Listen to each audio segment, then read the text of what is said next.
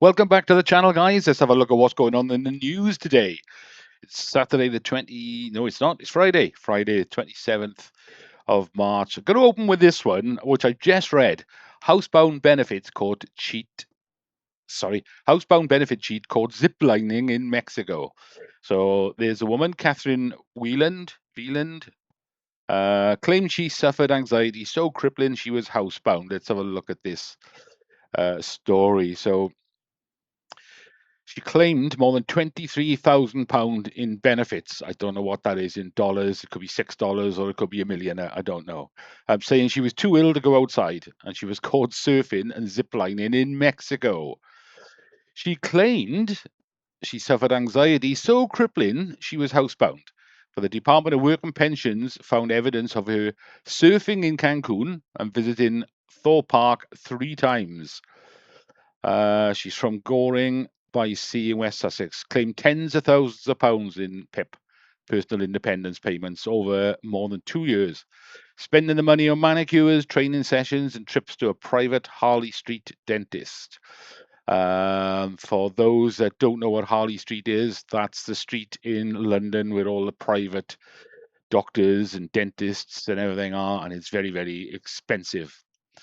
Now, it says that on Thursday she was given a 28-week prison sentence, and so she should, but is suspended for 18 months, the Department of Work and Pensions said. Why? I mean, she purposely did this. She should have been sent to prison for that 28 weeks. I mean, she doesn't look at all crippled or housebound, does she? She looks quite healthy and fit and tanned. And when they confronted her with bank statements, she said, "Oh, I didn't realize you're not allowed to leave your house." But she actually claimed that she couldn't leave the house. She was housebound.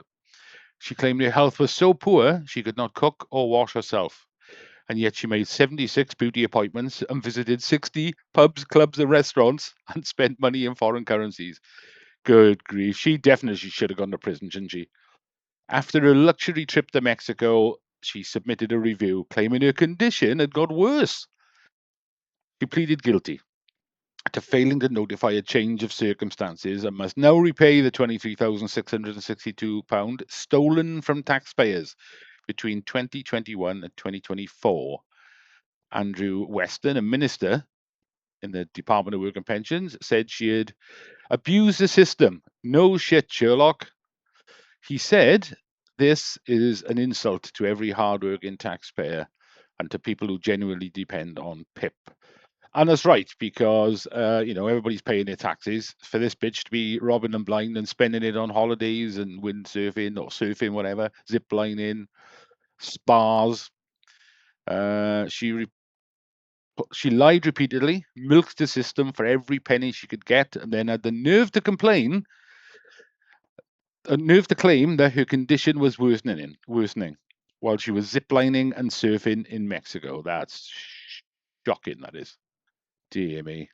Yeah, send her to prison. Because that PIP, that personal independence payment, whatever it's called, that's very, very hard to get. It's difficult to get. If you're a genuine sufferer and you need that extra money, you've got to jump through absolute hoops to try and get this. Because the British sort of benefit system is absolutely broken. Because she gets all this money over a couple of years to spend on whatever she wants. She got away with it, and yet people that genuinely need it really struggle to get it. Okay, let's have a look at some of the latest videos in the news.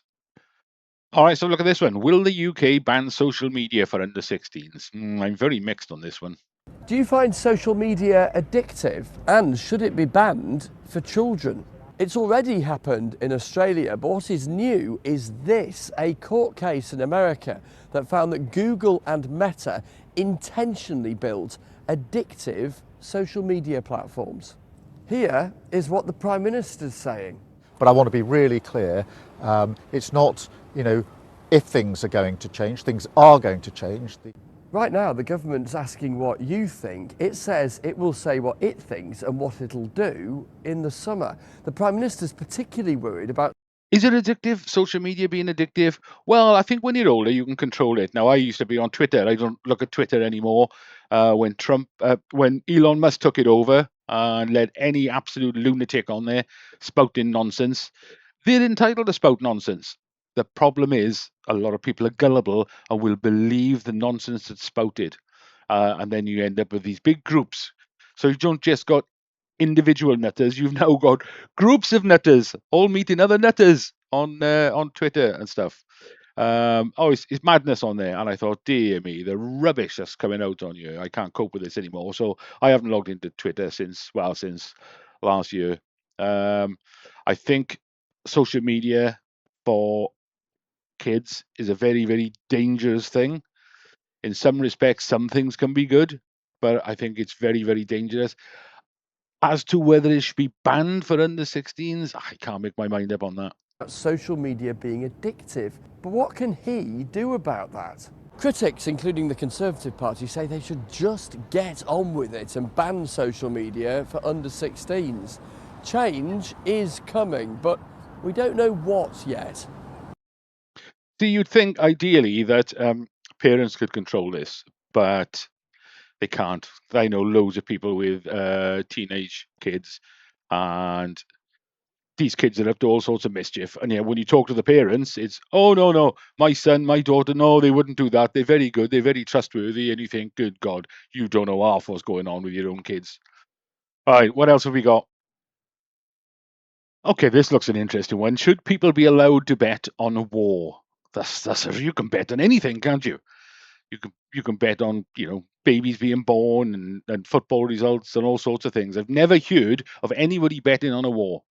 What have they got to say about this? So you might have bet on your favorite sports team, or even tried your hand at online poker, but have you ever bet on nuclear war? Or what about the Oh, nuclear war. That's not what I was expecting. chances of the conflict between the US, Israel, and Iran ending by the end of the month?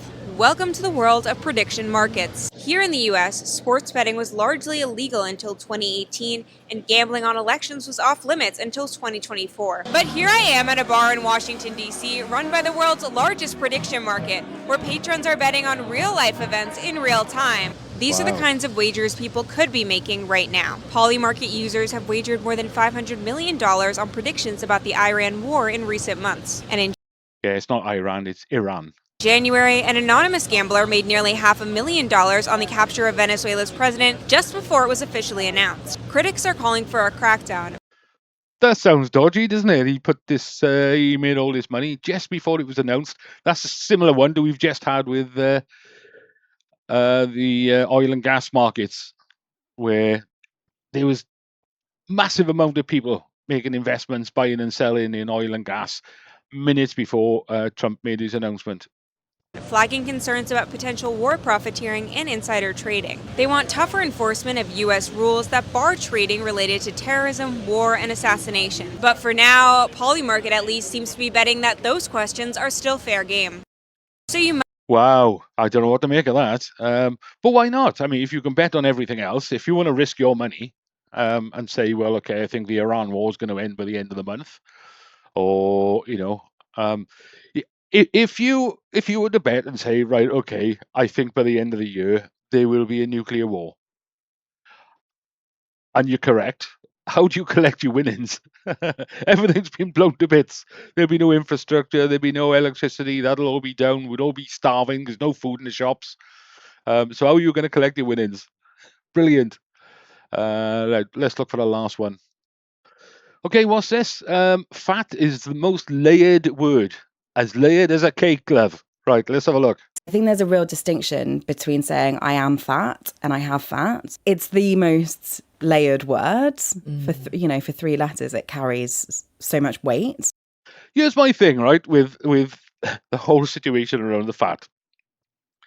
If somebody is fat, then they're fat. That's a fact. That's not an opinion. You can look at somebody and say, "Oh, she's pretty," or "She's not pretty." That's your opinion. Everybody has a different opinion on that. If somebody's a couple of stone overweight, then they're fat. That's a fact. So that's not an insult. That's a choice that they've made, and you're pointing out that you recognise the achievement that they've made. So for me, if you say that I'm overweight, and if somebody points out I've got more than one chin, it's like, well, I can't argue with that, can I? You can see it. So if you're referring to somebody as fat, then that's just a fact. I don't see how you can get upset at that. When somebody gets upset at being called fat, it's like, well, you chose to be fat, and now that somebody's recognized your achievement, you're claiming to be insulted. That makes no sense. Figuratively, literally. Part of my job then as a fashion assistant was to put together shopping pages. The places that I worked offered me such huge life experiences and massive privileges, like to travel the world, to go to Fashion Week, to witness something that only just a handful of people get to Probably witness had 2 seats is on the plane, love. extraordinary. But the anxiety of trying so desperately to fit into that space when I don't Well, you don't know. This is why I just said you need 2 seats. was sometimes crippling. I would go to Fashion Week shows with my hard copy invitations, and very few people did this because they'd be like, oh, well, whatever, I've got the QR code on my phone, or I know this person. And even though I knew most of the people, I would always take my hard copy with me because I would always get stopped by bouncers. Excuse me, can we just check your invitation? Because I didn't look like I was meant to be there. That did have an effect on my confidence. All that did was feed the noise of I hate my body, which sometimes then bleeds into I hate myself. Yeah, she got a point. We do make assumptions, don't we? Sound like she is saying something like that. Fashion Week. What's this large lady doing here? She's not the sort of type of person we'd expect to see here. So, yeah, we shouldn't make assumptions like that. She's quite entitled to be there as everybody else. Besides the jokes I've been making about it. Anyway, that's it for now. I might make another video later. Thanks for watching, guys. Please like, subscribe, and share with your friends.